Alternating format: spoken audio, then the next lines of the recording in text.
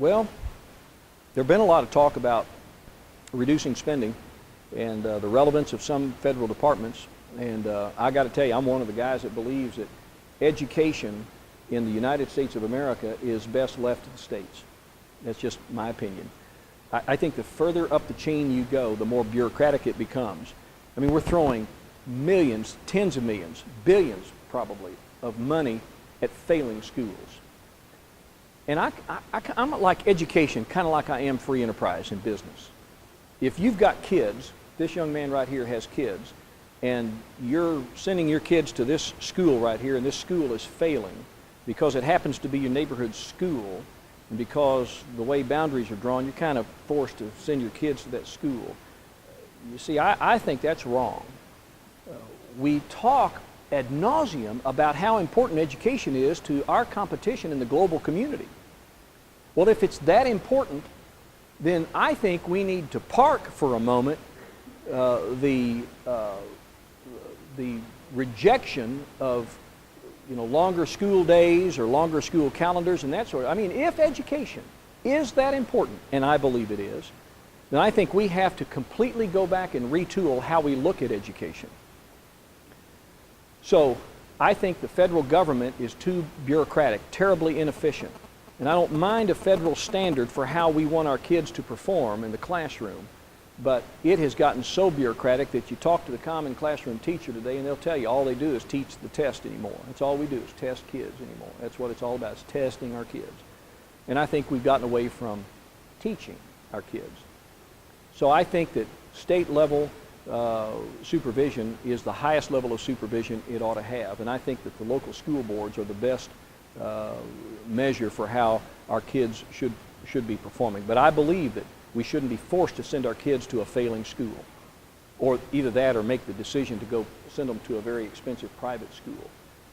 We pay enormous amounts of money in ad valorem taxes in Arkansas to support education, and I think that you ought to have some choice into where you send your kids. And let me tell you what I believe. I believe in the inner cities where there are so many big problems and we're throwing lots of money at it. If you allowed people to pull their kids from failing schools and send them somewhere else without an enormous cost to them, those schools would either close or they would get it and they would start performing at a higher level of accomplishment.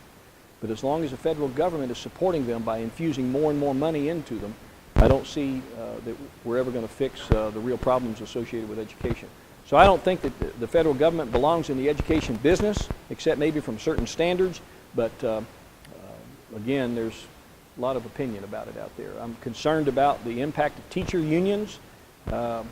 Sometimes we're interested more in protecting the inefficiency in the classroom as opposed to promoting, if you will, a higher outcome in the classroom. Let me give you this example. I'm a big believer that we ought to leverage technology. I think a kid in Pea Ridge ought to have the same opportunity to gather or to have the type of instruction, say, in advanced chemistry that a kid at Harbor High School in Springdale has. And with our technological ability now, I don't see any reason why we shouldn't be able to put some of the very best people in education in front of a camera and a microphone and be able to put them on the internet in some kind of a database, if you will, so that we could pipe that into some of these smaller schools and then hire proctors in the classroom instead of teachers necessarily, but proctors with certain qualifications to be able to help facilitate the lesson that's going to be on the screen ahead of you. And I really think that we need to do more of that distance learning sort of concept. I also believe that if you're sick and you can't be at class today, that you ought to be able to, within a day, go home and log onto the internet and punch a button and have that same lesson on your computer screen that you just missed because you were sick. And oh, by the way, it might help mom and dad too improve their educational skills because it would be available to them as well.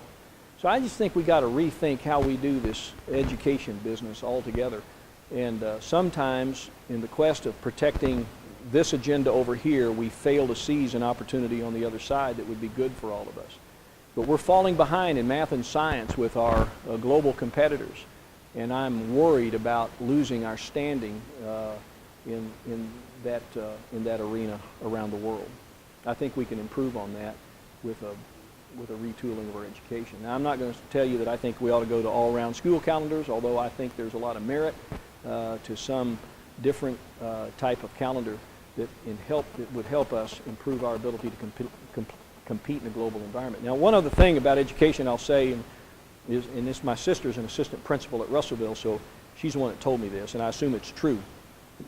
Sometimes our scale of competition is skewed because a lot of competing countries don't put all of their kids in the classroom. So we're not competing against the top and the bottom to the top, top to the bottom classroom.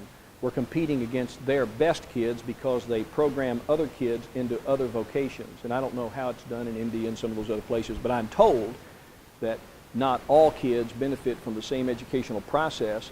And so when we're compared to other countries, it's skewed because all of our kids are in the mix and only a portion of their kids are in the mix, those that are the best and brightest performers.